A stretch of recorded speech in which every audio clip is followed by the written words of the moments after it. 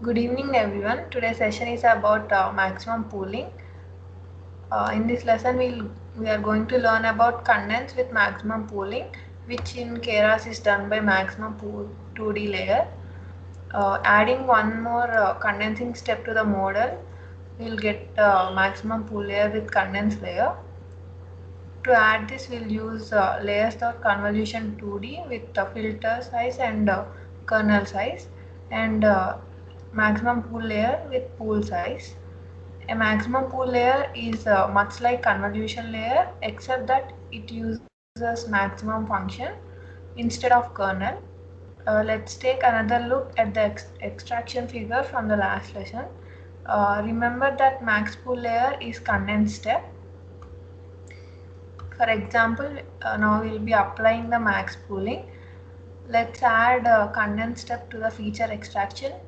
This next hidden cell will take us back where we left off.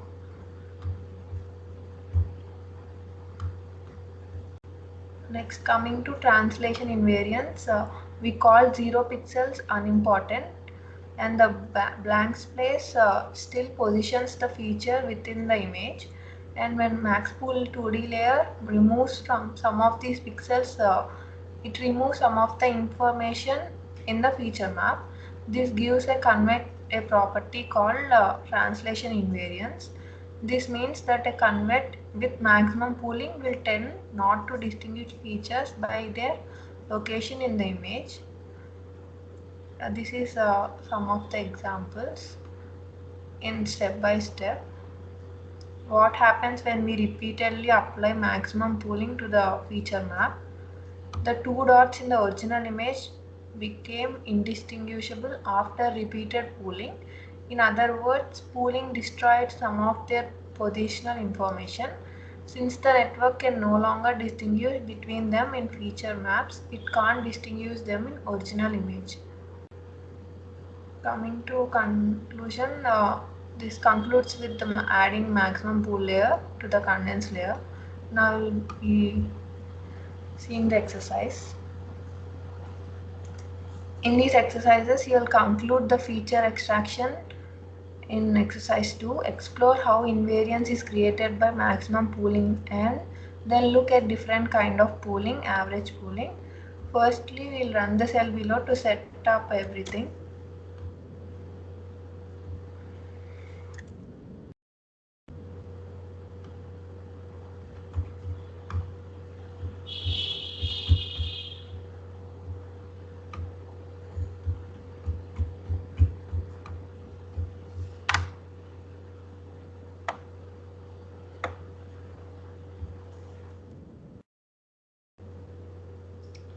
We'll run the next cell to get back to where you left off from the last session.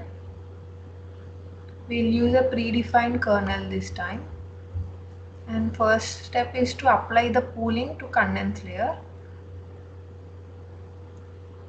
For the last step in the sequence, we need we need to apply 2 by 2 pooling window, so that we'll give image condense equal to a TF toss pool, input is image detect, and window shape is 2 by 2 matrix, and pooling type is max, and strides are given as in the input. We need to run the next cell to see what maximum pooling did to the feature. Here we are detecting ReLU function, and this is max pool layer function. The next cell we are running will randomly apply a small shift to the circle and condense the image various times. This is the original shape, and after applying the max pooling, this is the final image. Second step is to explore the invariance. Suppose you had made a small shift in different direction. What effect would you expect that have on resulting image?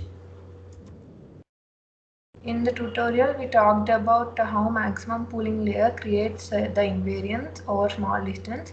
This means that we would expect small shifts to disappear after repeated application of maximum pooling layer.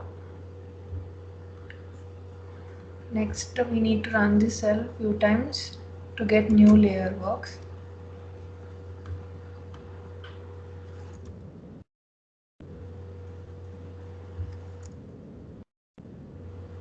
Next step is to understand the pool features. Just